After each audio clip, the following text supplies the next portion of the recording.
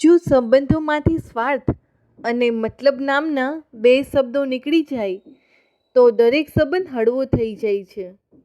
સંબંધોમાં પાખરવા કરતાં સમજવાની કોશિશ વધુ કરજો. લાગણીઓ ત્યાં જ રહે છે જેના મનના દરવાજા મોટા હોય છે. સંબંધોને દિલ સુધી રાખવા, મગજ તો હિસાબ લગાવશે. લાગણીઓને અભણ રાખવી, નહીંતર સંબંધો નાપાસ થશે.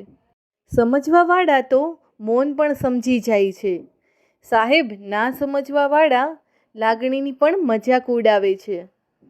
લાગણીઓના રોકાણ ખોટી જગ્યાએ ના કરતા. આવકમાં તકલીફ સિવાય કંઈ નહીં મળે. સંબંધો સાચા હોય તો સાચવવા નથી પડતા, અને જે સાચવવા પડે તે સાચા નથી હોતા. હાજરીથી સંબંધ રાખવો કોઈ મોટી વાત નથી સાહેબ. એક સંબંધ ઈમાનદારીથી નિભાવવો એ ખૂબ જ મોટી વાત છે. આંખમાં આંસુ હોય ને તો પણ હસવું પડે છે. ભૂલ ભલે આપણી ન હોય, પણ એક સંબંધ સાચવવા નમવું પડે છે. સારા સંબંધ એને કહેવાય જ્યારે એ તમારા વર્તમાનમાં સાથ આપે, ભૂતકાળનો સ્વીકાર કરે અને ભવિષ્ય માટે પ્રોત્સાહન આપે.